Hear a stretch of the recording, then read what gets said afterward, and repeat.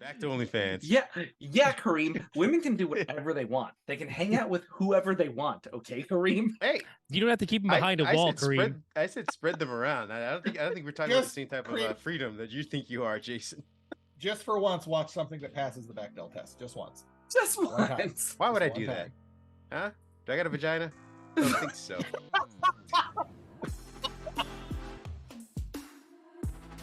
How did y'all feel about the the mechanic of Michelangelo being able to speak with his brothers? How did y'all feel about that? I enjoyed it. Okay. I felt because it was another part of another reveal. Go ahead, Ken. Sorry. Yeah, it was part of that initial idea of like, okay, well, which turtle is it? And it maybe shows some mental fatigue in how he's trying to emotionally work through their passing. And so it may, I can definitely see where it can feel tropey, but I also can feel how it gave the reader an opportunity. It's the Batman and Robin. He needs someone to talk to. He needs someone to bounce comments off of, just for you as the viewer. I mean, for some people. And so I felt engaged with it. I understood what they were doing, and I was on board. I thought it was fun. Well, to that point, I was actually going to say, no, you're right, Ken. Finally using that word correctly. These were the only fun sections of the comic, to be honest with you. Like his banter back and forth with his brothers, where they were kind of like, kind of ebbing him a little bit to like, do stuff or say things, and he was responding in kind. Most of the time he is, which I would have, when you're reading this, you're initially thinking this is Raphael because he's so deadpan and straight-faced about everything. Like there is no humor that was normally associated with Michelangelo in the past. And so the only time that you got to see hints or flares of like that old one is when he's talking to his brothers, essentially. Like even when he's with, I mean, I guess he sort of kind of jokes with Casey a little bit, but not even April, or even there's really no one else for him to talk to. His single focus is revenge, and everything else outside of that just kind of falls to the wayside. So as you were saying to your point, the only fun moments you get are him still interacting with the past versions of his brothers.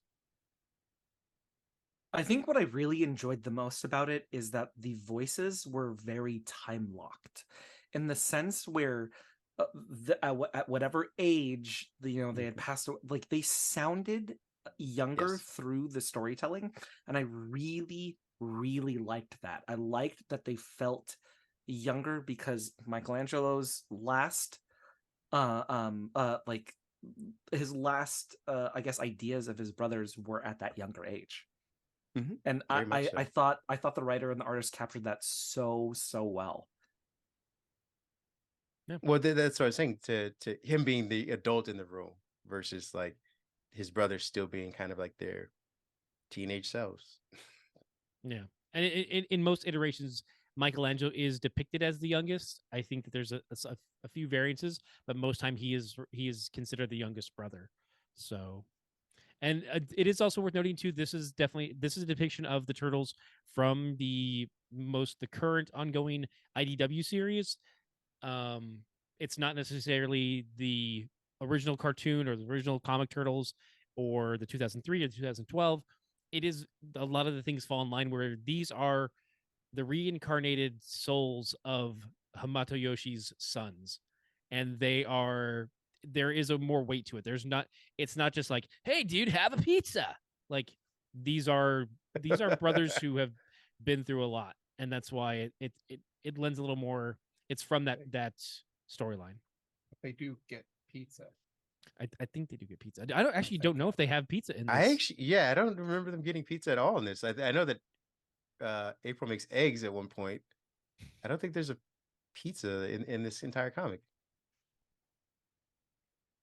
Oh, not so even there you go. Flashback. There goes that oppression you guys were talking about. That's what's holding him down.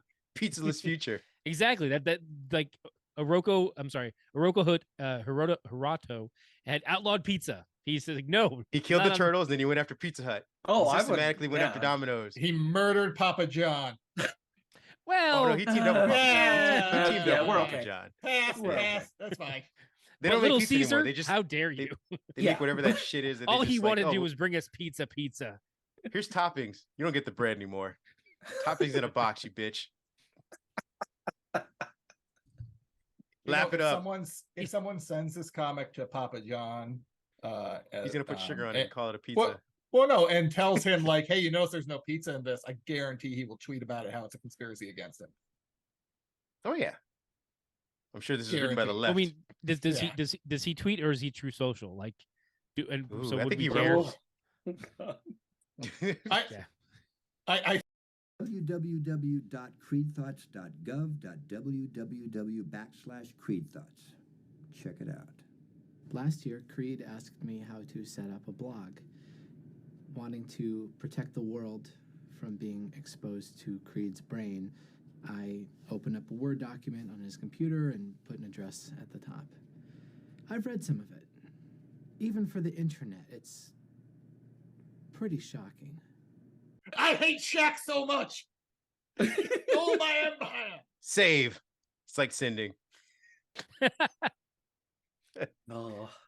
Well, in the story, we've jumped all over the place, but just kind of giving everyone a kind of, if they're never going to read it, chronological ordering of things, we get Michelangelo kind of traversing the outside of this walled area. He finally gets in, and he has, I think in the first comic, this like, he besieges the entire tower. He almost gets to what's his name?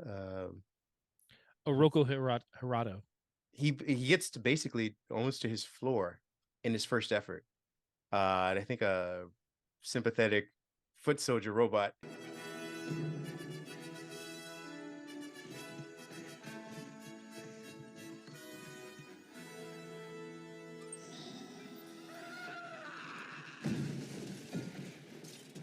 Slams him like, I don't know, 30, 40 stories to the ground or whatever. And he barely survives that. Doesn't know how he does, but does. And that's when we get introduced to well, we're kind of introduced to Casey throughout his I guess journey into the tower. They kind of cut to her, cut back to him, cut to her, cut back to him. She catches him at the very end because he kind of like crawls into a sewer, is about to commit suicide. Seppuku. Yeah, exactly, because he feels that he's failed his brothers. Doesn't end up doing it, ends up passing out, I think, right before. And the next thing we know, he wakes up and he's with April. And you're led to believe that this has been kind of an odd thing. Like they hadn't seen each other in a while. We don't know at the time how long it had been, but we do know that she is a double amputee. Yeah, leg and arm. And as the story's being told, we are getting flashbacks to what happened on the last night in New York. What happened correct. on the because there was an envoy. There was essentially an attempted ceasefire between the Foot Clan and Clan Hamato, and there's lots of stuff going around, lots of different chess pieces being moved on the board, and we are finding this out bit by bit to see like how did we get to this point. And you have a flashback. I was going. No, you're right. Okay, keep on. I was like, you're intersected with a bit as you mentioned earlier, between the brothers and Michelangelo. It's like, he's waking up, he's like, where am I? And he thinks he's speaking with his brothers, and then eventually he kind of snaps out of it and he realizes April's there. And that's when you see like that's when it's revealed like, hey, she survived all this time too. And what it cost you don't know her her to from survive. what. Exactly. Yeah. They were heavy on it for most of that comic, saying like, hey, it cost her a lot. You don't know exactly what, but you get to see again through flashbacks, basically how the 3-part war essentially that takes his brothers, and you find out Casey as well, how they kind of branch off, because they start off as a group with that human army, and they were divided by the Foot into 3 separate scenarios that basically kill everybody, which leaves Michelangelo by himself at the very end. During this time, we see a little bit more of, as Jason mentioned, the resistance. Casey's kind of reaching out to her people. And then I think we also start to see the mental state of what's his name? I'm blanking on the main bad guy's name. Baby Shredder. Baby Shredder. Thank you. Let's do You're Baby like, Shredder. Jason's like, stop letting Ken butcher that name. Just call him Baby Shredder. It's upsetting, Ken. I understand. I get it. Grandbaby Shredder. Grandbaby Shredder is sort of kind of losing it as this is going on.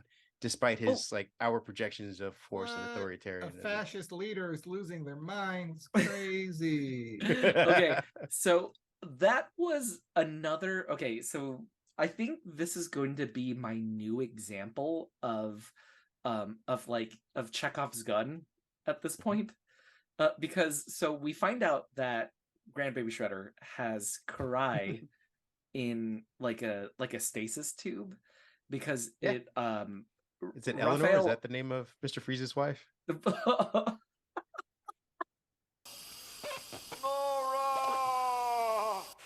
He's put her in one of those. Yeah. So, but then, like, it's implied that when Raphael died, she like almost died, but then they got her on life support or something like that, and she hasn't been awake in like 20 years or something, or however. Yes. Okay. So you see her in a scene where Grandbaby Shredder's talking to her, and then the next time you see her in the tube is at the very end of the story when she gets blown up. Yes. Yeah. So there was no reason for her to be in the story itself in present time. Well, she's the linchpin between time, essentially. But because well, as a reader, if you don't know the lineage of them, all you know is that there's the Turtles, they fight against Shredder, and now there's this new version of Shredder or Shredder related, but you don't know that there's been a 20-year gap. So how does that work? Like maybe like put up a photo of her in the background. I don't like there's specifically. I think where they failed narratively in this particular step was you had her in a tube, you showed why she was in the tube, and then that's it. Yeah. Right? There's no other narrative use for her. I think the narrative use was his inner dialogue where I think he eventually admits that, like, because she was an absentee mother, he's gone down this path of being fascism. Yeah, well, essentially. Yeah, I mean, he was raised by the Foot Clan because he was the heir to the Empire, but there is also the aspect that we do get to see too that he is not. It's not that he is even in the same vein as the original Shredder. That he is like they show him training, and some of his guys actually get to land a blow on him, and then he just kills the dude. He's like, "Oh yeah, good job," and he kills him outright. So it's like, wait, so you're not even showing that you can best everyone. If someone was to best you, you would kill them. So you're not even allowing for, like, it's very much a corrupt, like, Nepo baby who's just like, oh no one can be better than me. I'm going to kill you if you try to. Like, oh, yeah. That adds to that. But I mean, it's weird to say that's just standard fascist ruler stuff. There's stories throughout history of when Baron grows up, he's going to do that. We know that. Yeah. No. I mean, I'm thinking of like prove me wrong, Kaiser. World. Prove me wrong. I'm thinking of the Kaiser in World War I that had to win all of the war games, and they eventually had to tell him you couldn't do it. That's how that works for those types of people that are born into power for a lot of the time. So I mean, again, I think she was there as the linchpin between time, and she's the main catalyst for this story, essentially. I mean, technically, to your point, Jason, she should still be alive to, I guess, get her comeuppance. Technically, right? Speaking. I mean, she technically is still alive to get, but she's not conscious. Well, her son kills her, basically. Yeah. But well, yeah, she's the reason. Not entirely, because isn't it like there's an explosion? No, I thought it was Michelangelo that did, but now I'm. I think he does as he's taught, because when Michelangelo sees her, he's explaining to her like, "Yeah, I've kept her alive this whole time. I didn't really need her," and I think he ends up breaking the tube that she's in. It's weird that he gets the catharsis. Like, isn't it? Well, I mean, it's weird, right? I mean, like, why shouldn't the king get to have whatever he wants? That's the point. It's just a little bit weird. Yeah. I mean, yeah. Technically, yeah, you're right. But yeah, she's part of the reason why this whole thing kind of goes the way it goes anyway, because everyone's like, hey, we should have a ceasefire. And she's like, nope, I'm going to kill them all. And she doesn't. This is the whole sins of the parent visited upon the child. And guys, so this is a real uplifting comic. Yeah, through the rest of the story though. Oh, this is where we get to the reveal of her being Casey being a mutant, because she's been begging Michelangelo to train her, and he's like, you're a human, you're weak, you're slow, you're not disciplined, you don't have enough. You We don't. I dragging don't have enough time ass. to train you. Yeah, you're dragging ass. You're costing me time. I don't have time for this shit. I have a mission to go. But she somehow convinces him to help train her, and they don't do really. They don't do a training montage. I suppose. I don't know what the time difference is between him recovering and him going in for his second round, and how much he's able to train her in It that sounded time. like a few months. Was Yeah, it a few months? Okay. It yeah, sounded it's a bit like montagey, but it's not like, again, Okay. not explicitly said, not laid out like, oh, this is how long it took them. Okay.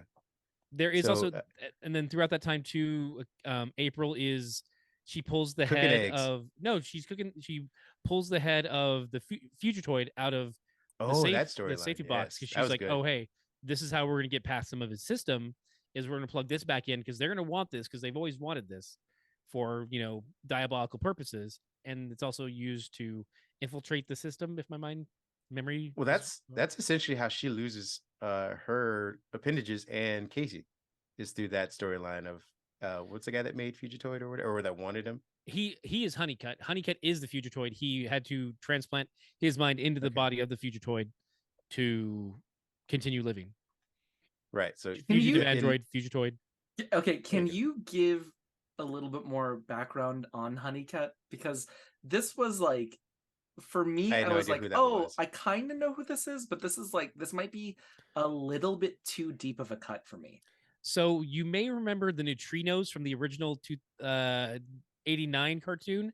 Oh, were those the kids that were in the space? The Hot Rod. Yep, the space Hot Rod. Yeah, so the space Hot Rod kids from Dimension X had been fighting Krang's forces in their own dimension. Part of their story is that they've been fighting for years against the Krang and the Utroms, also is what they're known, depending on the mythos.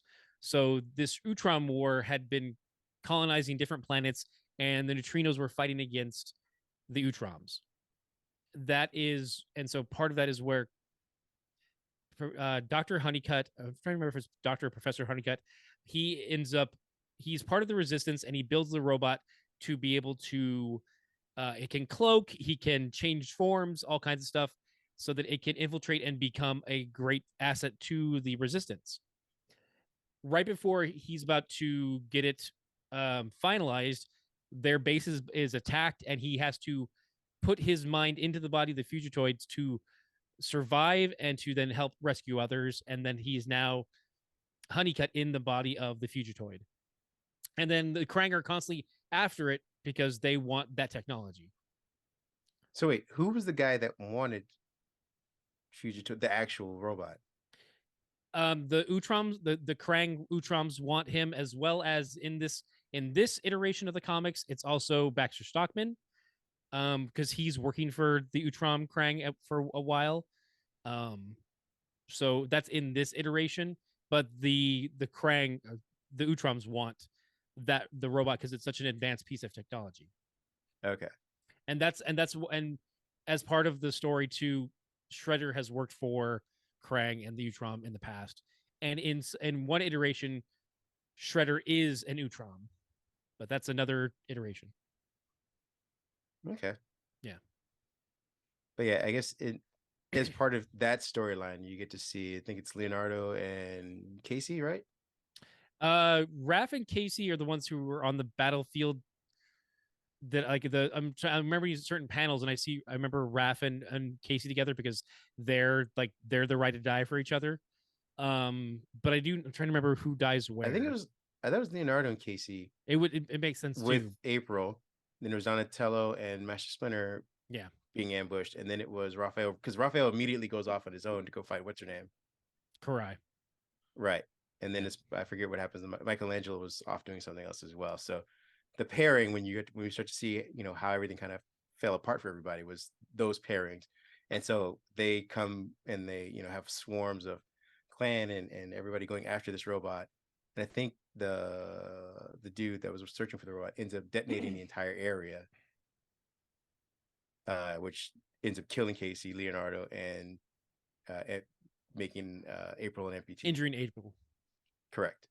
Yeah. And then she wakes up in the hospital without an arm and a leg, but finds out she's pregnant. Yeah, because also we do see a part where they're setting up for dinner before the ambush and everything, and like Casey and April have rings because they're wed, they're married in the storyline. So, yeah. Correct. And then then it kind of shifts back into present day where April is showing, I guess, Michelangelo all of the tech that she has ready to go once they are, sufficient enough to like mount a resistance, so to speak. And he's going to kind of like lead this. And he's like, I don't really want to lead. I just want to go kill some people, kill some bitches. But she explains to him like, hey, there's much more than just, your death wish on the line. So I think he agrees to that, or he reluctantly agrees. And the next thing they flash forward a little bit and they're on the battlefield. And he's saying like, this is a shitty idea. You guys shouldn't be here. And he's leading Casey and her group back into the fray. This gave me why is the smuggler a general now feels? Wait.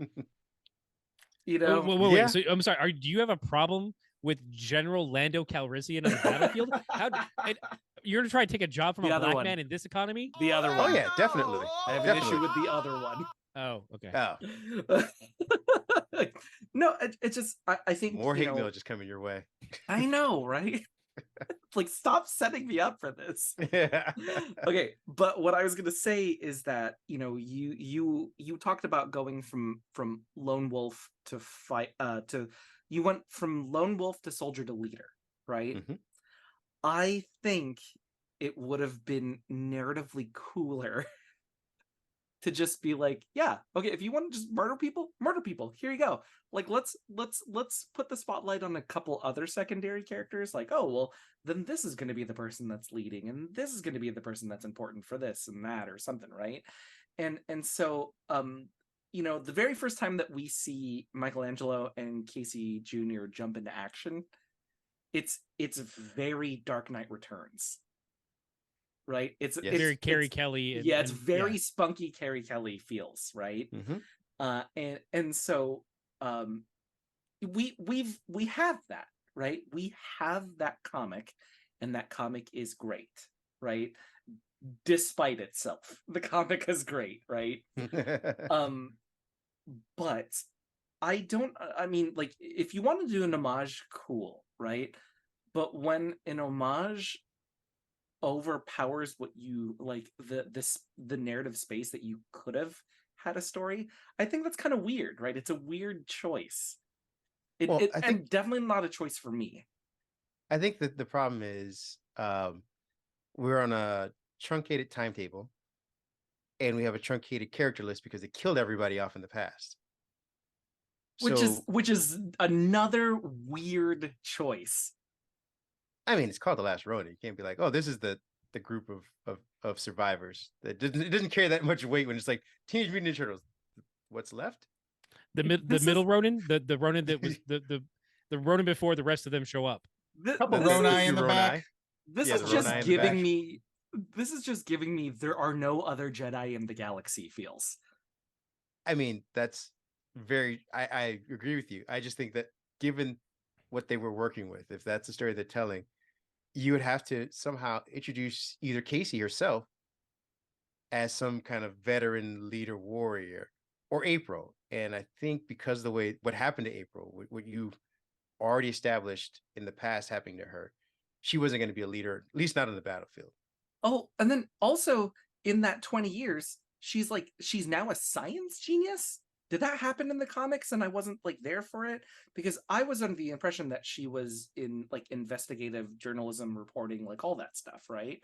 Like all scientists. Not in this iteration. in this IDW iteration, there is she starts when you were first introduced to her, she's working in a laboratory with Baxter Stockman. She is working towards this end. Her father is actually a scientist as well, so she is following in his footsteps. And so she does have a science background. Also, as that initial IDW series continues, I do recommend it. Check it out. There are stories of how she learns more and more as she's working with Donatello, and she's working with Professor Honeycutt, and she's working with other people who helped her develop those skills further and further. Okay, that makes me feel better. I also don't have an issue with the timeline, because if you're going to give her anywhere from 15 to 20 years of learning something, I would hope that she'd be proficient in it. Even if she started off as a reporter, you give her 15 years of like, I'm going to figure out how to build a goddamn jet, like a van with guns on it. Like, oh yeah, you could be able to do that in 15, 20 years. There was like a tumbler in it for like no reason. The hard, but on that note too, though, she has to do this all with limited resources. She doesn't go down to the local store and buy half the stuff because it's all contraband under the Shredder's rule, Grandbaby Shredder's rule. Like, yes, some people might say that this is, a utopia for some with their Great Wall, but no, this is definitely a dystopia under Grandbaby Shredder. Well, I mean, if you're taking contraband, yeah. I mean, if you're doing illegal things, you're doing illegal things, Ken. Yeah, fair enough. If you didn't want to mess with the sympathetic robots, you shouldn't have been messing around.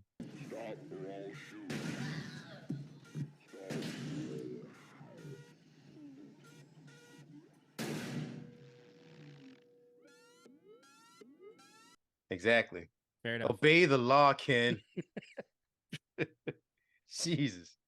But no, and so we get to, they're on the battlefield. The plan that they had apparently isn't working. They're losing, I think, communication or whatever. So, and the timing's off. And so, the Grandbaby Shredder's massive gun is about to go off, and they need to figure out a way to disable it. I think in the last ditch effort, Michelangelo does it all by himself at some point. Something happens to April, I think, oh no, that's right. I apologize. Before they even get to on the battlefield with Grandbaby Master Shredder, they have to actually go after what's his name to disable all of the surveillance security, because Grandbaby Master Shredder runs everything security wise through the guy that went after the robot. That's I want to say that was Baxter Stockman, but now I have to double check. Is it Baxter? Brain. I'm pretty sure it's Baxter Stockman, but I'd have to. Have to double check that. Like the dude on the island, right? Yeah. That was Baxter. Yeah. So they have to go and destroy his, I guess, link to the city that with all the surveillance and stuff. So they run a mission to go destroy that as well. And then we're back at the city, and then I forget, how does she get under siege? Why is she in trouble?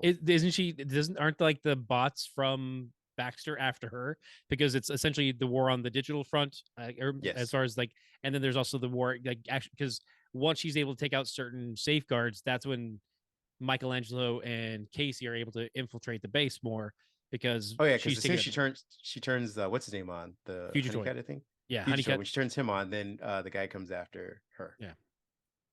So that was a timing thing. Like they had to get Michelangelo and the human resistance had to get far enough into it before she turned it on, because as soon as she turned it on, they were going to be all over her. Yeah, they need to thin out the resources of the bad guys. Yeah. And it finally comes down to a battle between Michelangelo finally and Grandbaby Master Shredder in his like new Shredder suit that's like he's like a T-1000 uniform that he wears. And they go toe to toe for a while. Is he dressed as a cop? No, imagine the silver version of T-1000. Oh, okay. He's just wearing. You said a T-1000 uniform, like, so. Just kind of cop. That's a little on the nose, but all right. Hey, well, hey, man, Shredder life's better. That's what he's saying. Yeah, he wants. It's a thin Shredder line. Real Union supporter, that guy. Yeah. They go toe to toe, and Michelangelo takes a lot of beating. I think he eventually wears down the suit itself somehow. Before they even get into battle, we have that, as we mentioned, the conversation where the Grandbaby Master Shredder is talking about like his legacy and how his mom like failed him because she was never around, and that's why he's the guy he is, and why there will never be anybody better than him. They fight. Basically, Michelangelo kills him and then dies in like sludge, like right outside the city wall or somehow. They like fall off the side of something, and then they both land outside the city wall, whatever. April finds his body with Casey, and then we get to the end of the story, which is the like stinger, which like, oh, they're gonna create more turtles.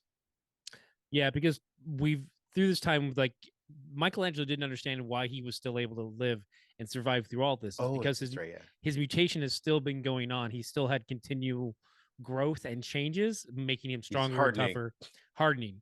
And so, as part of the understanding of what was going on, April had taken a few blood samples, and then that had contributed to them creating 4 new mutant turtles. And she took the blood samples early on just to confirm that her daughter is practically a Ninja Turtle herself. Yeah, which, I mean, I get it. If you the old cartoons, everyone is exposed to mutagen at one point or another. Like April was this is even that. This is like they were slowly poisoning her and Casey. Right. Yeah. Just being around them was radiation poisoning to Casey. Is this radioactive semen all over Spider-Man again? Rain? Yeah. You mean Spider-Man Rain? Yeah. Oh no. No. The only thing that was the only thing that was like the only other trope that was missing in this was like, oh, this is where you find out this is Michelangelo's daughter, right? Yep. I'm not gonna lie. I was practically waiting for that until April was quickly to say, no, just because we were around you guys, we got whatever mutagen you had. Oh yeah. I didn't want a Michael Bay. It wasn't that night we hung out. So it's Raphael's kid. It's Raphael's kid. Duh. You know, in certain retellings, it would be Donatello's kid. I can see that happening. Yeah. Well, I'm sure I can find a few fan stories on there where it could be any of their kids. We really want to go into it. Okay. I mean, she hung out with them a lot. You know, Tumblr was taken down for stuff like this. This is why. Yeah, but DeviantArt wasn't. Yeah, DeviantArt's still there, baby. Right there with those naked M&Ms, right? So you're I'll post it right now. You keep talking. What you're saying is don't Google adult April O'Neil and then just turn off safe search. Have a good time. Okay, fair enough. That's the real last Ronin. Speaking of teenagers with attitude, speaking of yeah, come on, segue. Come on, save us, Ken. Save us. No, let us stay here and be sad and talk about pornography, guys. It's great. Is that struck work? Are they part of a union? Do they have a writer? That's a good question. I think they have writers. I do not for certain scenes. They are part of the union. Oh, that sounds like elitism to me. That sounds like. Wait, even the writers? That's. I mean, if you want to talk about sex work right now,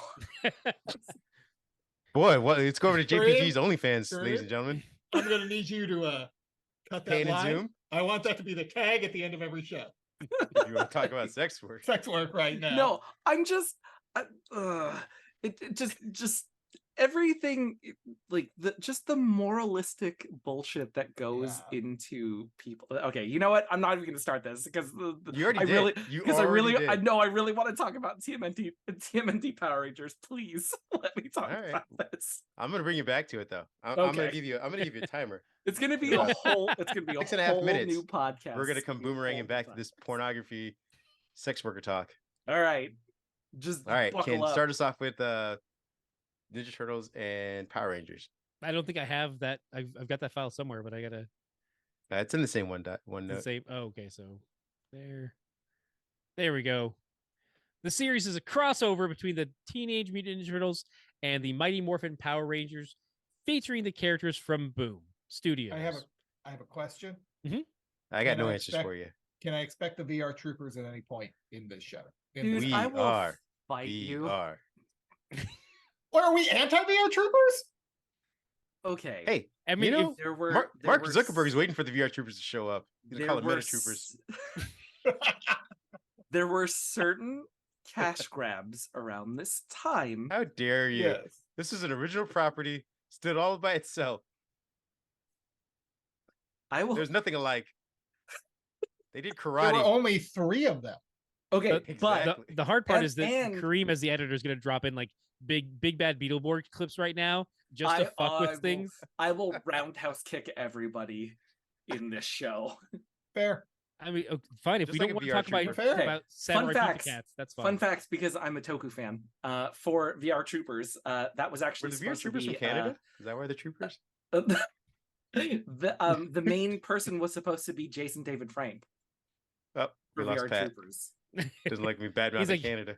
You brought up the Green Ranger. He's like, how dare you? You bring up Jason David Frank in this house? And then We said Big Bad Beetleborgs, right? Mhm. One of the only reasons why Big Bad Beetleborgs stopped production was because they ran out of Japanese footage. It was actually doing numbers, and the only reason they stopped doing the show is because they ran out of footage. They couldn't just run it back. Like, oh, I was gonna say they didn't think we already that saw to this clip. transpose the footage. Wait, what about Superhuman Samurai Cyber Squad? Okay, so you mean the incredible Matthew Lawrence, Tim Curry vehicle? Exactly. Yes. Again, no, not cash grabs. Original properties. Thank you. Oh my gosh, I will roundhouse kick everybody. Okay, talk What do about we- the comic. Talk about the comic. We're not going to talk about the Mark Hamill Guyver movie. We're not going to go about that. No. Ooh. Okay.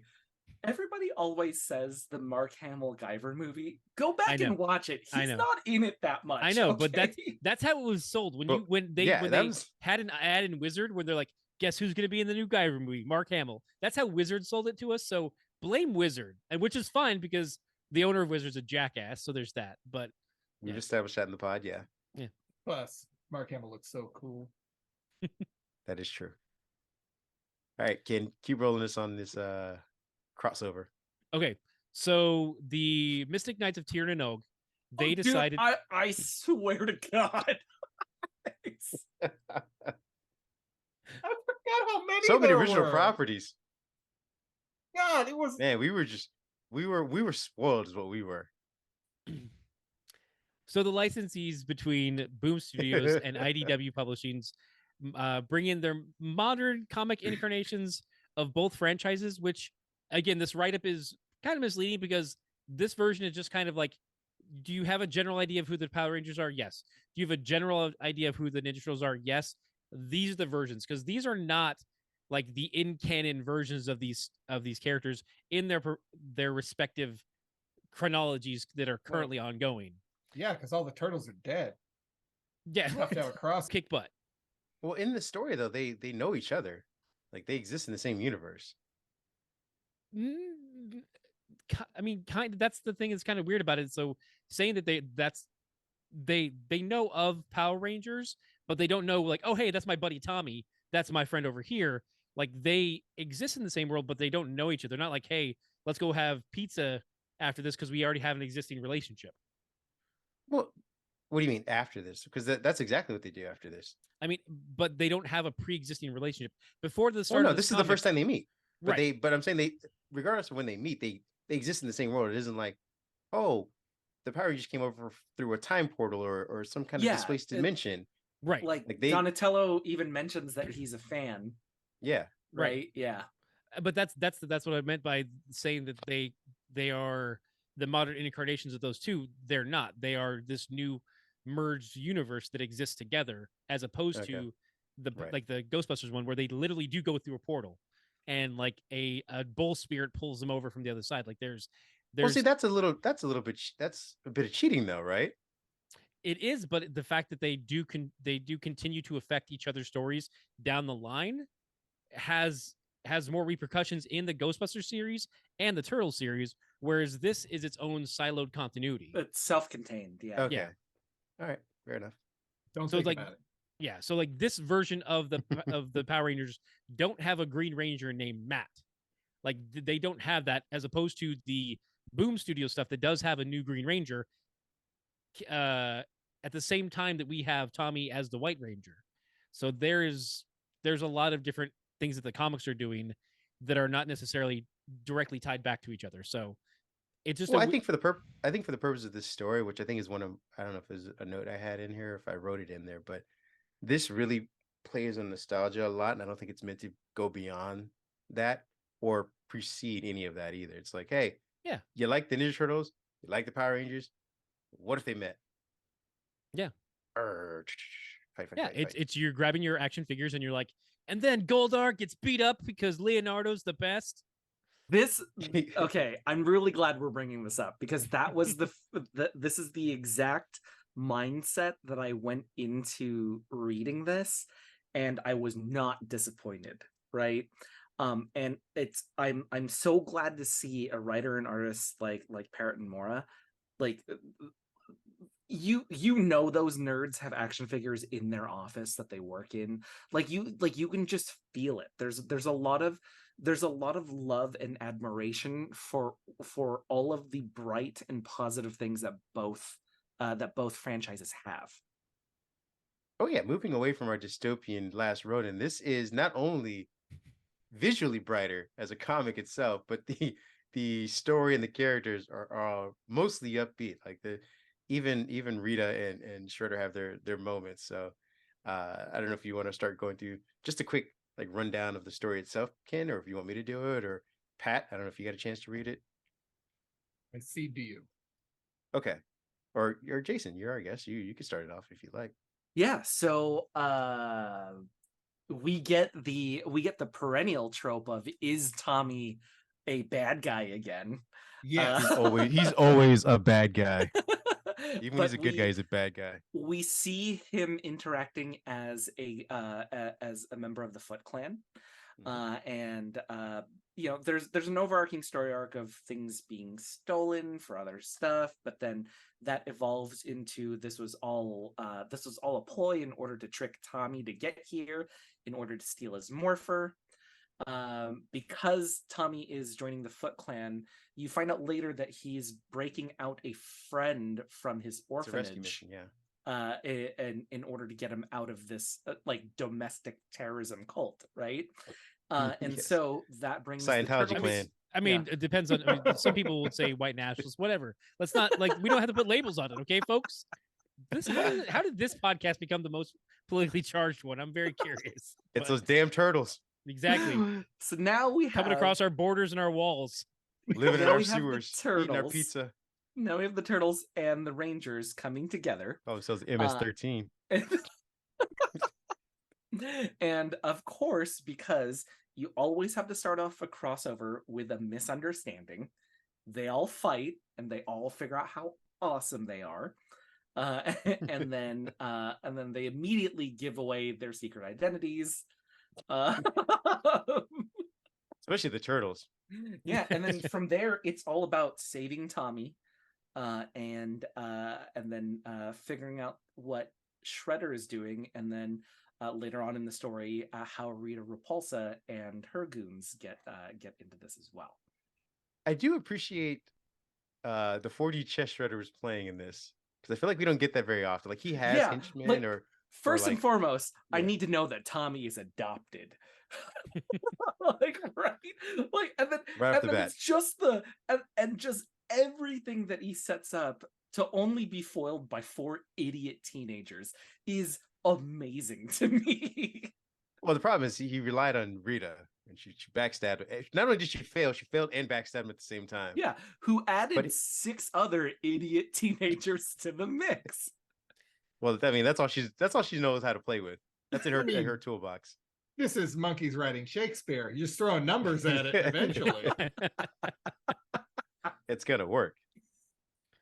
But yeah, it was because I mean his plan of luring in Tommy's friend to then have Tommy, knowing Tommy would come in and try and rescue him, and send them on a mission to get him something that he needed in order to appease his like partners from the other dimension. I thought it was pretty cool because again, most Shredder plans end in, and we smash the window and grab stuff. But again, too, you're inferring your headcanon of Shredder, which is the James Avery. No, why crying? I don't want to. Which I love James Avery. He's awesome, but his his version of Shredder is very much a dialed down version. Like as opposed to the at least the first live action movie, like he's cutthroat. He's like he's ready to kill people. He's ready to kill a kid. He's like on board for whatever. So yes, but my point is that it not about him being goofy. Is saying his plans are base level. Even in the movie, it was just to get more teenagers under his belt. It wasn't to franchise or make it a corporation out of what he's doing. It was just like, hey, I'm going to run a street gang, and there's going to be a lot of us. Not a lot of substance on the back end of the plan. Just yep, got my street gang. All right. There was no plan for when they aged out of just breaking stuff. Well, they'll be dead by then. I guess there's that. There in the comics, there is more of a substantive. I can't say the word. Substantive. Yes. Yeah, Plan behind all of it, but at least you're right. In the first movie, it is kind of just like, I'm going to start a gang and we're going to do crime, and that's kind of long and short of it. So right, it was like their crime wasn't for an end goal where it's like, all right, I'm gonna steal enough money, or I'm gonna steal enough to make enough money to do the next thing. It was like, you see stuff, take it. And who's gonna stop us? I appreciate him too, showing us that even Tommy's not even the most badass Green Ranger, because he's like, oh, I'm gonna steal your morpher and become one of the most like. That is a badass looking Green Ranger when he takes the morpher and he is now the Shredder Green Ranger. That looks awesome. Well, that was to Jason's point though. I feel like the nerds in the writers and artists and stuff that got together were thinking about those kind of things, like, what would a morphing Shredder look like? What would morphing turtles look like? Yeah. And vice versa. What would Ninja Rangers look like? And I was like, that part they delivered on each time. Which it's funny. It's funny too, because in the TV series we do get Ninja Rangers. Not these cool. They didn't look like this. These Ninja Rangers were so much better. Right? Just like I every time I see Dan Mora write something, or draw something, excuse me,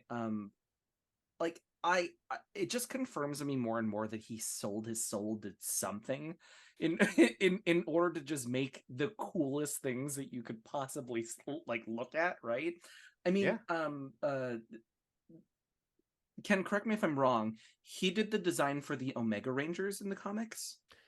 I believe he did the designs for the Omega Rangers, the initial ones.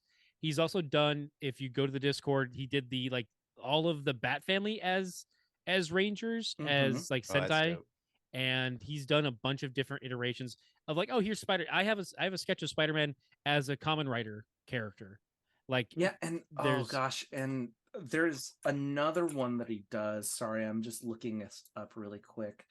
That's again, they delivered on all of that in each panel, because of the way that the shadings were done and the coloring and all that kind of ink work and stuff like that was like eye candy. Like, it was just really cool to see, at least in my opinion. Yeah. Oh, okay. There it is.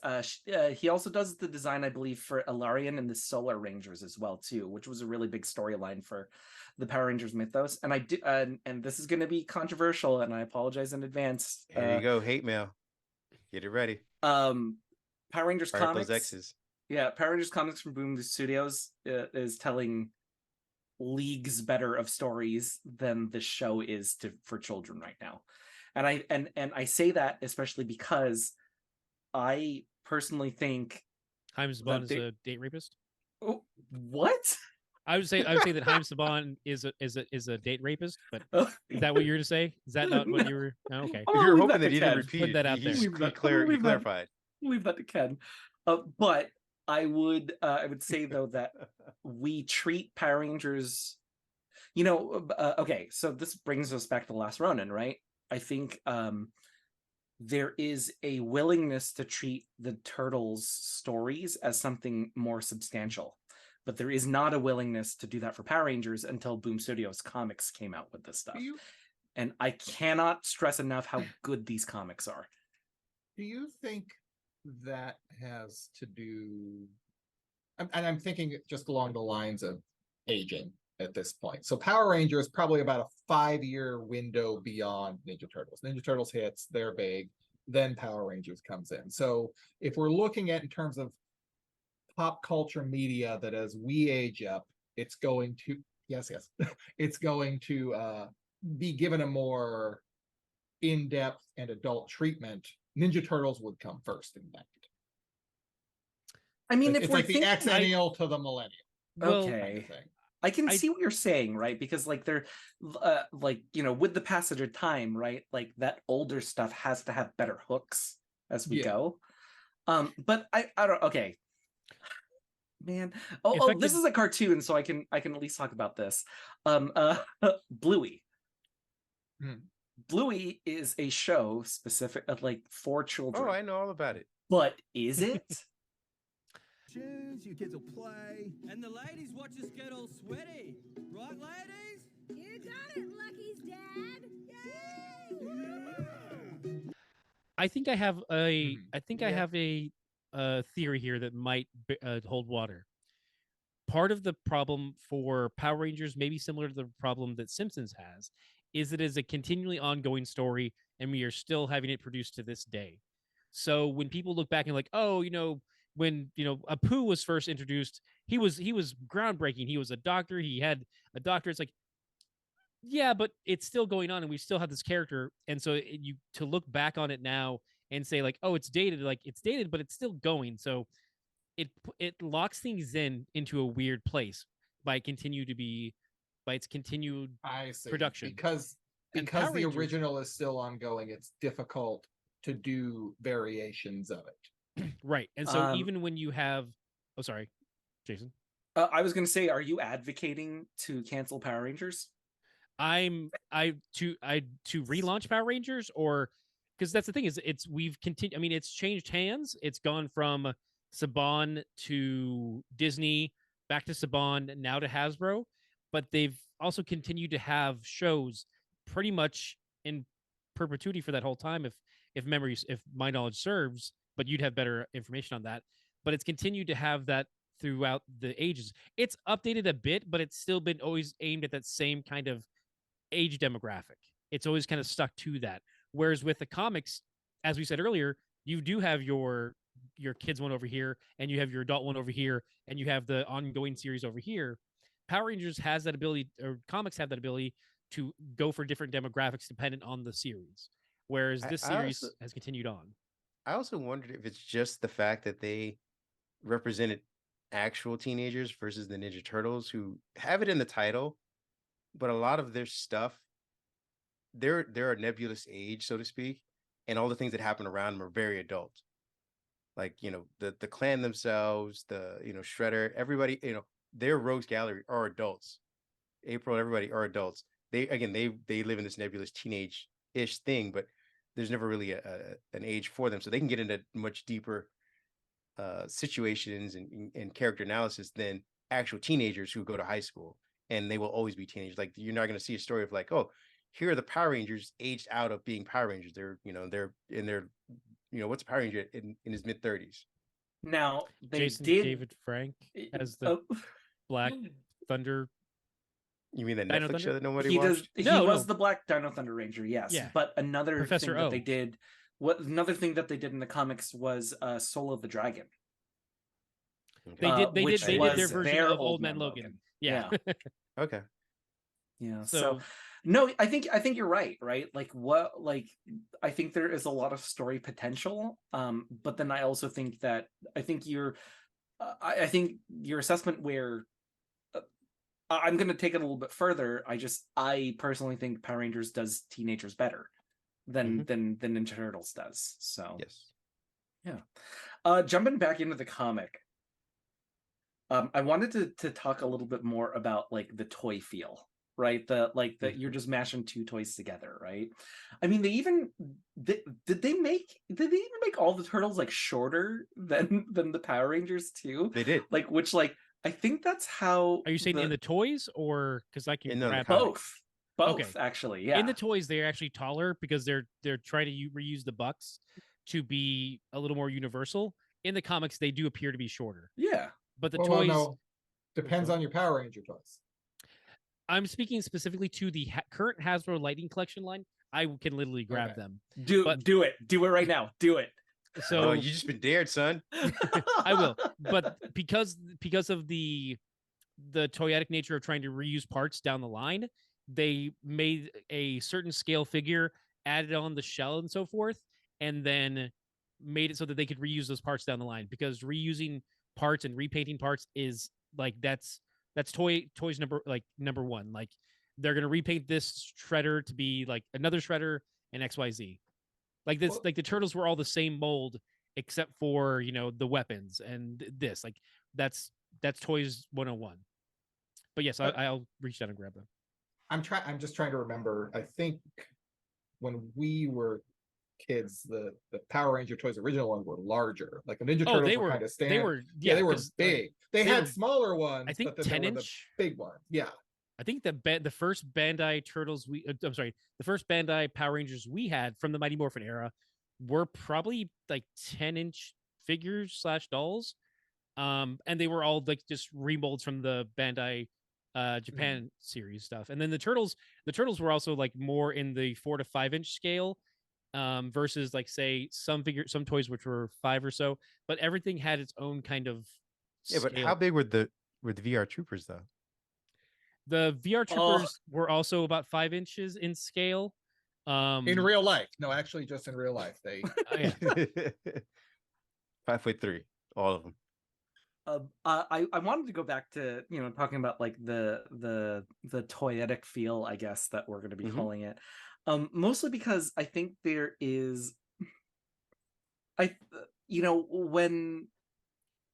when you do things for fan service, right? It's either everybody's going to love it or everybody's going to hate it, and I think that when they did do fan service in this, I wasn't expecting it, and that made it more exciting. And so I think the biggest piece of fan service, and Ken can, once he comes back, he can tell us if there's an actual toy of this.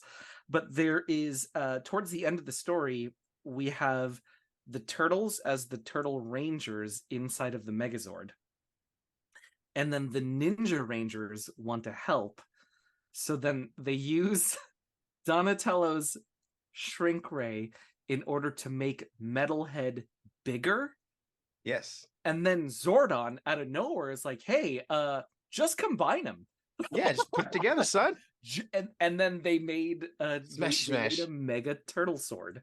That was pretty cool. For me, right? I'm like I'm sitting here almost 40, just losing my mind at Shredder? He was just himself though, right? He was just a giant version of himself. He was piloting the Dragon Zord. Yeah, that's right, because he learns to play through the flute. Yeah, through the dagger flute. Yeah. That was dope. So yeah, it was. It's one of those things where I'm like, yeah, it's obvious that should have happened, right?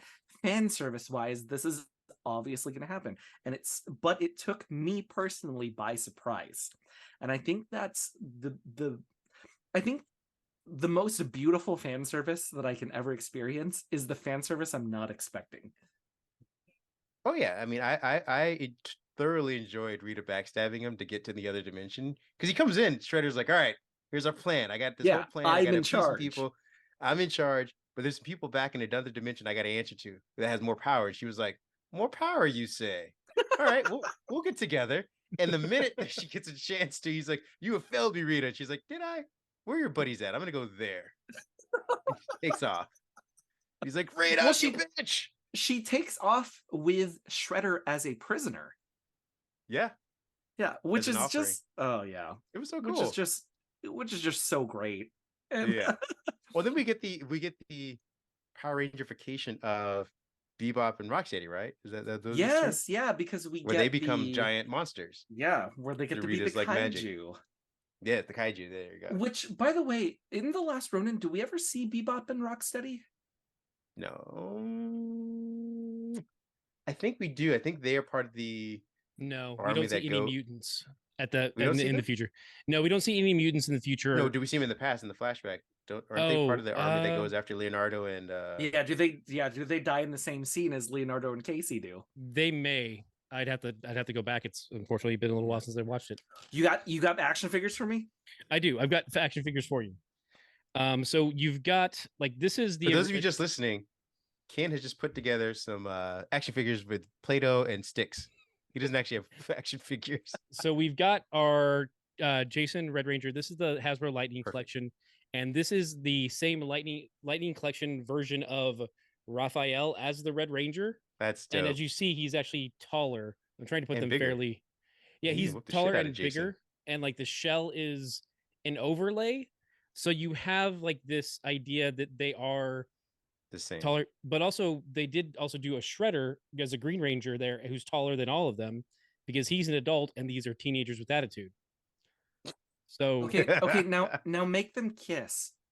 And he's just like, oh, and then the other boy one and go slower. This is my type of fan service. All right, back to sex work. Which one of those paying? So you can find me on Shredder's OnlyFans. I've Shredder got is paying. Let's be honest. Okay. there you go. Just make it even more illegal. Yeah. So yeah, Okay. that was Kareem, that. follow me here. All right. I am. Where are you headed to? We opened up an OnlyFans Yeah, I'm there. where we just used And Ken's Steve. action figures, I think that would make lots of money, to be honest. with you. right? And we just like play out scenes, Yeah, and that's it, right? May I I think make a it'd be perfect. suggestion? We charged like $5 for it, Monthly. so it's reasonable. yeah, right? it's reasonable. Yeah. And I then mean, kid's got all the action figures, and he's got a Yeah. studio. and we just act out whatever stories that come to mind. I just I- if I'm down for it. if I may make a suggestion, Sure. Please. a second camera just focused on the feet, and then it's only feet, and that's $7 a month. I mean, I like that. that has to be more money. That has Yeah, to be more 100%. money. that's a That's higher for the tier. shame. It's more Yeah. money for more shame. That's how Yeah. that works. I like that. Perfect. All right, let's get this done. All right. Okay. Ken, just show move those up your action figures fingers. again. All right. So then you have Ladies and gentlemen, this was $5. Why is the Pink Ranger in a separate bag? because I keep them. Because she's How do a you- woman. how do you keep your toys safe and secure? You keep them Put her in that another way they bag don't- with a guy. She might have a baby. Can't have that right now. You gotta Baby wrap it up, Rangers, man. Come on. You gotta wrap it up. What kind of That's world what- is that- this? I was just gonna note that because I did grab these two, is that the Pink Ranger version of April doesn't have the skirt because in that version she didn't want to wear a skirt. So you still have the traditional like Kimberly slash oh God, what's the blonde's name? Cat. Sorry, thank you. And then you've got they didn't do this version with a skirt because she didn't have a skirt, which I thought that's attention to detail. They're like, okay, we've got that mold from our Yellow Ranger, let's use that. And parts reuse, but I like the depiction that they're like, oh no, let's keep it true to the comic design. April was more out there and freewheeling. She With was. less limbs. No, this is the Power Rangers one. She I- has all the limbs. And Before This this happened is before. before the tragedy. before. That's right. God, This is the before the world tragedy. went dark. Turtles come This back. is and when oh, Shredder's what still the hell? alive. So that was the problem, is they killed our Shredder and the world went dark. Gotta keep him alive. Beacon of light. I Yeah, think no, what I going back to the comic, I think what I appreciated the most is that oh, you leaving know, like, OnlyFans, huh? the- Leaving money on the table. what I think what I appreciated the most was that they not only connected the turtles with their ranger counterparts, Yes. like it personality wise, but they actually gave time to like personalities that would butt heads naturally too, right? Mhm. Or personalities that we aren't expecting to interact, right? I think there's a scene with Trini and Raph. There's a scene with Raph and Tommy at the very end. There's two scenes. And at the very the beginning. opening scene, yeah, Yeah. the very beginning, yeah. Tommy and Splinter, they have a little bit of an exchange. The only thing that I was really disappointed on was I think there was too much interaction with April and Kimberly. Like I wish that they would have spread that around, right? The women, you were saying to spread the women around? Ah, I mean, Jason. we Back to OnlyFans. yeah, Kareem. Women can do whatever they want. They can hang out with whoever they want. Okay, Kareem. Hey, you don't have to keep them behind a wall, said Kareem. I said spread them around. I don't think we're talking about the Just same type Kareem. of freedom that you think you are, Jason. Just for once, watch something that passes the Bechdel test. Just once. Just One time. once. Why would I Just do one that? time. Huh? Do I got a vagina? I don't think so. Tangential Giants does Yeah, not send the hate support mail. Send the hate mail to Jason. He's right over there. No, he's not the one who said that. He's at Rogue Oh. Jedi TV TTTV. And then what was the introduction of Casey. I think with Casey Jones, I think that he is the type of character that we either see too much or not enough. And I thought that they hit a very, very good balance. Where they introduced him was a great narrative point. where they used him was a great narrative point. I like the responsibility that he took at the end of the comic as well too. I thought this was one of the times where I'm like, Casey Jones, like, quote unquote secondary character, right? I think this is where they used him enough, like perfectly enough. Well, he's always great as an equalizer. Whenever the Turtles are outmatched at some point and they're about to look like they're losing all, he shows up right in to kind of like even the playing field or even the battlefield, so to speak. And I think they did it well here as well. It's like a better Tuxedo Mask. Yes. Wow. Exactly. Wow, just that's a good call. You're I just like trying to like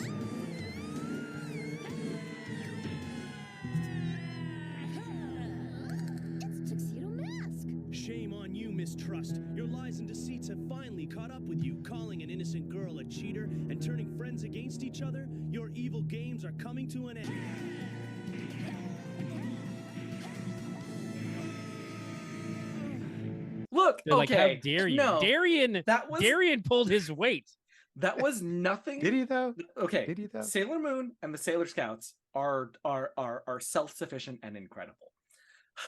The most Tuxedo Mask ever does is he throws a rose, distracts the bad guy for a couple seconds so they can recover, and then fuck was that? proceeds to get his ass beat. Okay. Sometimes he runs away before they get a chance to do that. Sometimes. I Not believe my job. Peace out, homies. I believe that's called an ally. Yeah. He's basically a Gatorade drink.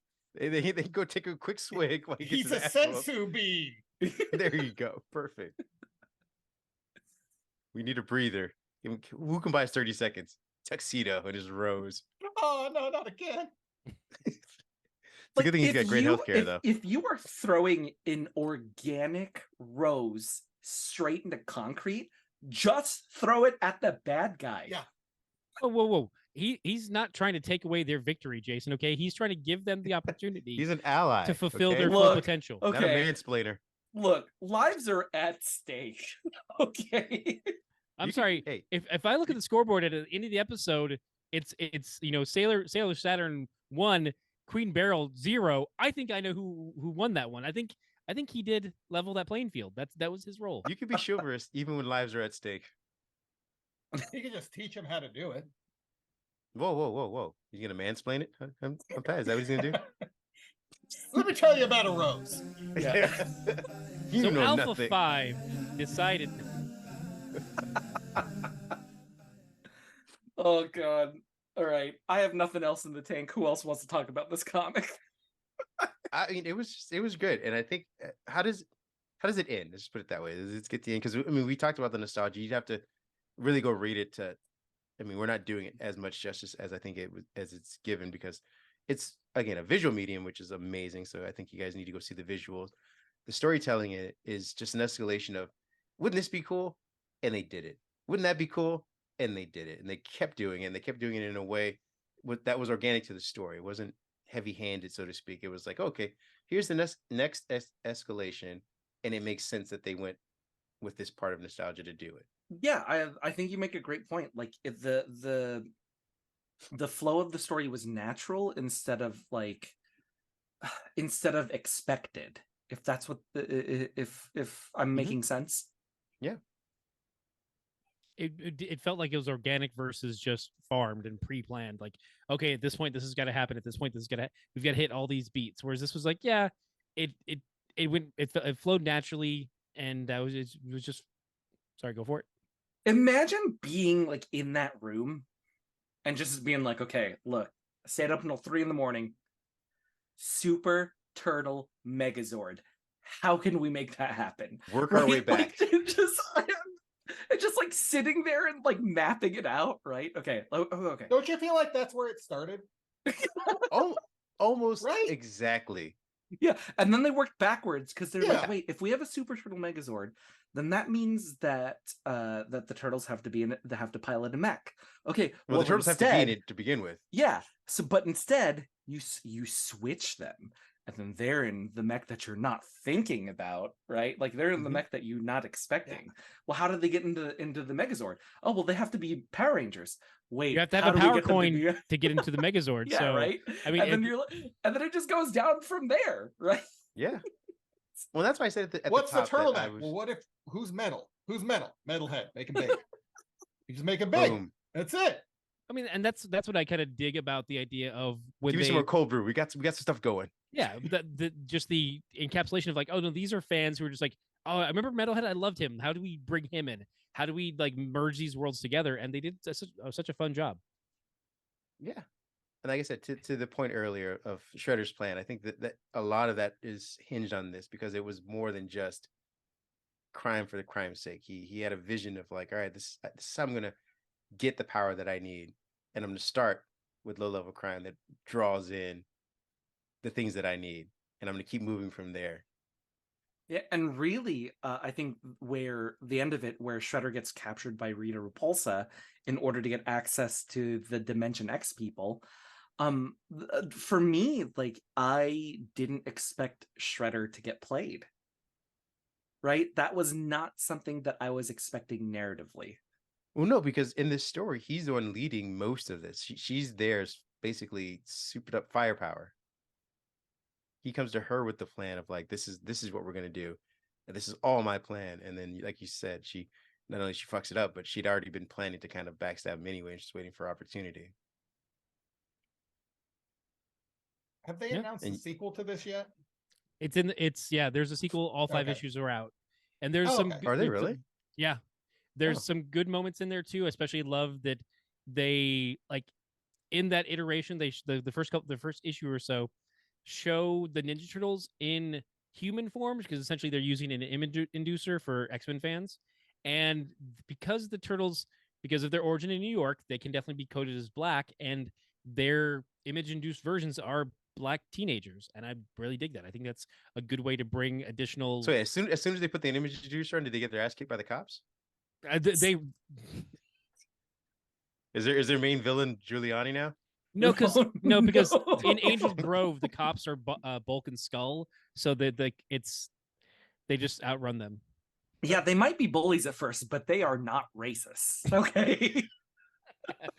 Whoa! I'll beat up a child, but I will not be a racist. Well, I will not beat up a child because of their ethnicity. Yeah, right. They were children when they were beating up other children. Okay, they were just bigger children, almost adults. They were adults beating up children. By the way, go back and watch Power Rangers. Bulk and Skull's journey is wild. Didn't they? I mean, well, they were technically adults because they repeated classes, didn't they? Like repeated grades already. Did they? They were technically adults, weren't they? I mean, the problem is the problem is that they are adults, and that's blurring some lines. So Fair there enough. is that. But I thought they had a repeated grades, so they that would have naturally just made them story wise adults. But if they repeated grades, yeah, right. Like if they repeated grades, then really. The villain is Angel Grove public schools. It's the school system, right? Yeah. The school system failed them. That's why we need a voucher system. Thank you. Finally. No. Oh man, you walked right into that, Jay. You walked right in. You walked in. Pat held your hand. He was like, "We're going this way." You're like, "Sure, why not?" Right to the slaughterhouse. It's just I fall for it every time on every the show. time. I fall for it every time. Nobody expects a Spanish Inquisition, man. Yeah, no, Angel Grove failed them, but I mean they were also miserably. Youth. They're all spending all the money on the juice bar for some reason. I don't know. Oh my god, that okay. The OSHA codes for that juice bar is wild, right? It's the same ones that they had from the Peach Pit. Yeah, well, hey, Ernie's brother works at City Hall, so that's how we got a permit to have both a gymnasium on one side and then a food eatery on the other, all just within feet of each other. Like you can draw blood on the mats over here, and then you can roundhouse kick a drink out of somebody's hand. Exactly. Bold of us all to assume this is not happening in real life, because I guarantee there is some city out there whose entire identity is around a juice bar that is illegally propped up by backhanded deals. I mean, it's probably Arizona, right? Like it's Arizona or Florida. Yeah, it's Arizona. This feels like Arizona. Oh, definitely Florida. Yeah, this has an Arizona vibe because there's no gators. A little more sophisticated. Less handguns. Just a little Plus, drier. everybody's inside drinking smoothies because it's 140 degrees outside. And they have shirts on. They at least wear some shirts. There it is. Well, it's tank tops, but yes. Yeah, it's a covering that isn't just a gun in their pants. God. Where'd I do the Asian fighting? Wait, you said okay, so there was no alligators, but there was Crocodile, who was a villain in the. No, we don't care about Crocodile. Fine. No. What is Crocodile? Good. Explain it. Crocodile was in love with Crocodile was in love with the Yellow Ranger. Wait, one of the monsters is in love with the Yellow Ranger. This is during Dino Thunder. It's fine. I don't think it was in Angel Grove at this point. Yeah. This was Where's that? Kira then. Kira was the Yellow Ranger at that point. Does that explain why the monster's in love with her? I don't understand that justification. I mean, just, if you saw Kira, if you you saw get it. Kira and you were a teenager, then you'd get it. Are all these monsters were a teenagers then? Oh God, I hope so. Otherwise, Oh my God, are all if- these monsters teenagers? if one of them whips out a card that explains the Romeo Juliet law or whatever it is, it's gonna be a really different show. Well, no, because let's say, I can't remember how monsters get made in Dino Thunder, but let's go back to Finster's in the comic, and he says, "Oh, I only make they're monsters," and they make them. They're through newborns play, at that right? point, right? They're newborns, right? Is that what they are? Well, Yeah, they're just created, so they're Yeah, they newborns, like exist literally. 30 seconds, and then they're get big and attack. So is it okay for the monsters to have crushes on the Power Rangers? You know, honestly, the No. Power Rangers are in fault here if they reciprocate. Age-wise, they- the power dynamics the other way. If they lead Have them they- on to Yeah. lure them Yeah. into a trap and Yeah. defeat the monster, it's like, wow, really? Does Doesn't even This is doesn't Chris even bigger Hansen. monster? Doesn't even bigger Chris Hansen monster show? Like, hey, what are we doing here? Hey, so What do you think was going to happen? Why don't you take a did we- seat? What pizza we have tonight? Who's this? I'll get to that in a minute. Who are you? Who are you? You tell me first. So Why Kira, is go there ahead so and have much a seat. sweet tea in the Zord right now? It's I was weird. gonna say, so you were gonna plan on having sweet tea and punching each other? Is that what the plan was? What does punching mean in this scenario? I'm just asking questions. They go outside and get arrested. Yeah, right. You can leave Leave now. whenever you You want. can leave whenever you want. Yeah. Leave whenever you want. We got a bushman out there waiting to tackle you. They did dress as a bush. There was no reason. Didn't have They had to the do budget. that. They had the budget, Pat. Wasn't that good looking a bush? They had the budget. It wasn't even in a bush area. It was like next to the basketball court. All paved. Here's a bush. It's 8 feet tall. Just like the monsters. See, all comes back together. There we Oh, go. God. Is it fucked up that they're born and immediately killed by these Power Rangers? Like, what is I'm just wondering. Also, what is the moral understanding? Like they're just doing what they were born to do, and these Power Yeah. Rangers come and kill them. Yeah, where is the ethical ownership of hey, these monsters might not actually be evil. You could just talk to them and stuff. There are later seasons where this actually does happen. They talk to them.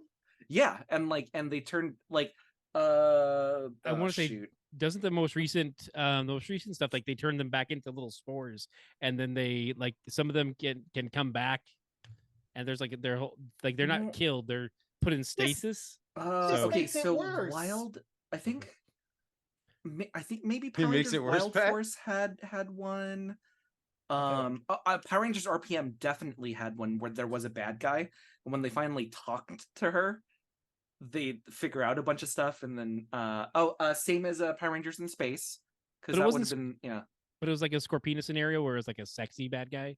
yeah okay. Don't get me so don't the get me attractive started. ones we can so save. they talk to her. Yeah, they save the attractive ones. That's what it comes down to. Yeah, they do actually. Ken, you're not Oh, you're wrong. a freak. Kill this freak. You're not wrong. I mean, Dr. O was definitely talking to that principal in Dino Thunder. You know what?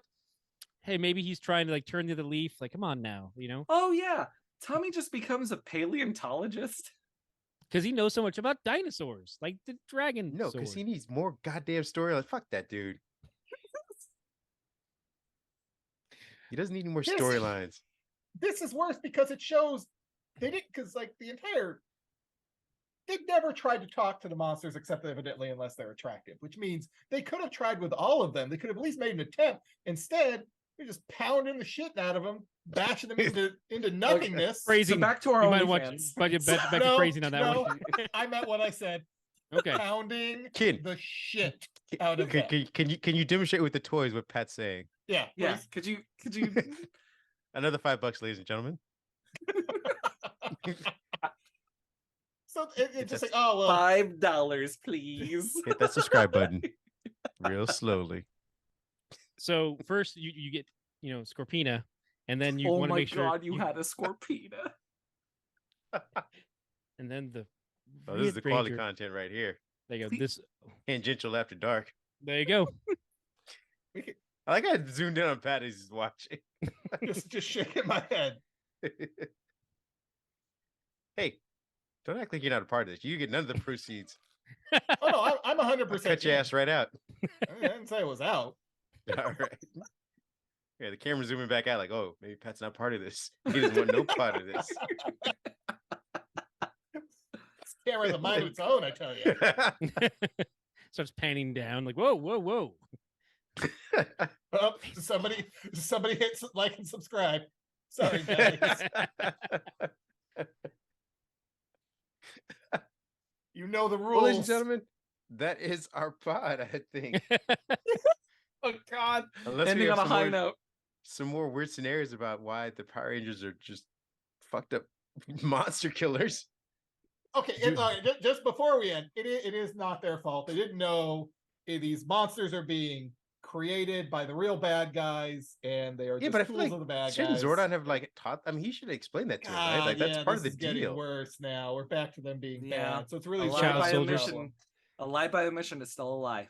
All right, Black Falcon out. I feel like he's part of this. Like he's got some kind of vendetta against monsters. He's a monster hater. Or newborn baby monsters. Oh, no, he especially hates those. Yeah. What if he's in on it because he wants big Power Ranger money and he knows the best way to get it is to have his team just making money. He and Rita, making money from the merchandise. Back to the comics. Him and Rita in on this? Well, back to the comics. There is there's a story that has like kind of a Professor X story where he's like, oh yeah, there were Rangers before you that we kind of erased too. No. There's an entire team of yeah, that was with like Darwin and Vulcan. Yeah, Deadly Genesis.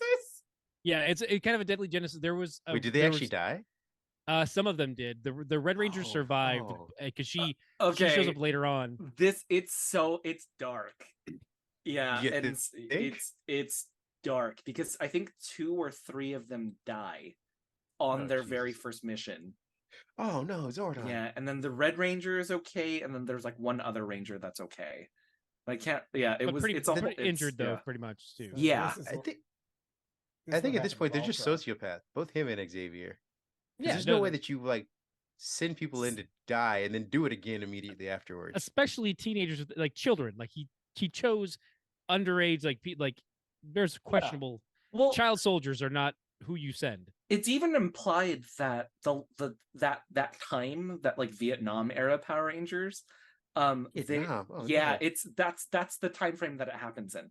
And so so it's like 60s, 70s. And so like 60s, I think 60s. And so he gets all adults for them, and I think it's like a reason why like he chooses teenage. I don't know. It was a weird story. It was a weird story. And, you know who doesn't ask many questions? Teenagers. Oh, God. Their grandparents ask too many goddamn questions. I'm gonna fix that right away. There you go. Ah, jeez, Zordon. This reminds me of that sketch. What is it? College Humor, the racist Zordon. Where he doesn't want to talk about the Black Ranger. College Humor or Funny or Die, one or the other. I think it's Funny or Die, because otherwise, if it was College Humor, it would have been a cast. Like it would have been Zach Yamada. It would have been like the same actors we know and love. So these were fairly unrecognizable ones. So probably Funny. Yeah, the skit itself was pretty funny though. It is good. But here's the question: is it better or which is better, that or Black Falcon? I think I see what you're doing. I'm Native American. Yes. So Native American, red. made me the Black Ranger because I'm black? No. I made you the Black Ranger because of your spirit animal. What about me? I'm Jewish, so let me guess. I'm green because that's the color of money? No! You're green because you have the power to summon the Great Dragon Zord. Well, what about Victor? What color are you gonna make him? Wow. Really? Oh, well, Victor's gonna be the other Black Ranger. The Key and Peele sketch. Like that. That's a good. That's tough. Like, because one of them has. Oh my God, why can't I remember her name? From The Sweet Life in Zack and Cody. Oh, Ashley Tisdale? No, Brenda Song. Brenda Song. Yeah, I was gonna say it has Brenda Wu. No, Wendy Wu. Brenda Song. Brenda Song. Right. Yes. Yeah, Wendy Wu, Homecoming Queen, right? Or Homecoming. Yes. Yes. Oh God, now I have to look. No, it's Homecoming Warrior, I think. Dang it. And that is Wendy Homecoming Wu, Warrior, yeah. Homecoming Warrior. Yes. Played by Brenda Song. Okay. Either way, Zordon's a fucked up masochist who's just like Xavier. I didn't dislike him until now, though. Knowing that he sacrificed. So you realize that you're like, oh wait, yeah. The moment you can tie him to Xavier is like, oh yeah, you're trash. Okay, cool. Yeah. It's not like, yeah, okay. Yeah. Trash dude.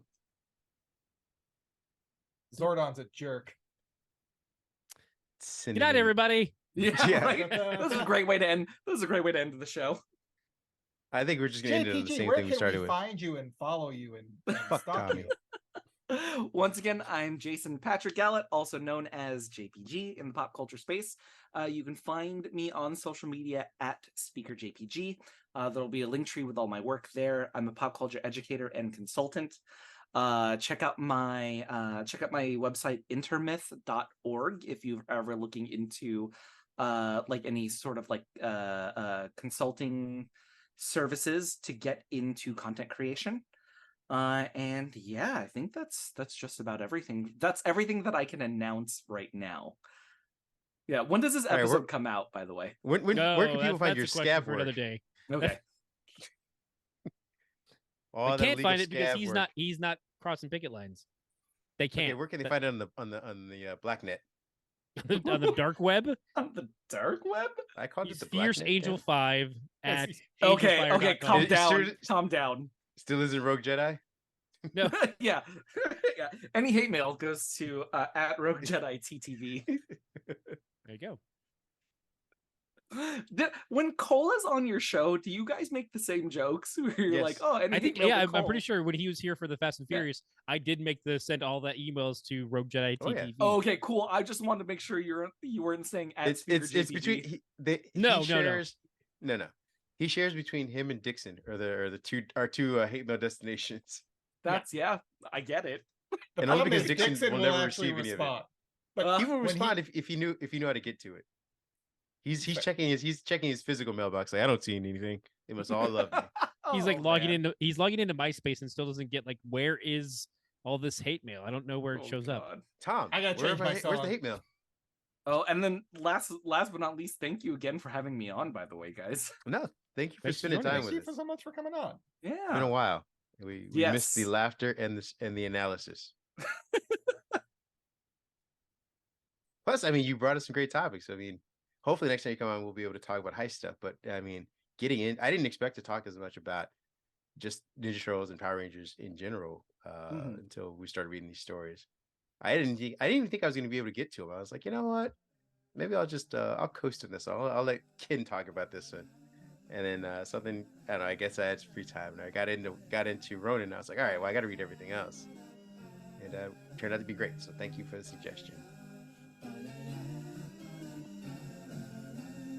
Good night, everybody. everybody. Oh, okay. Good night.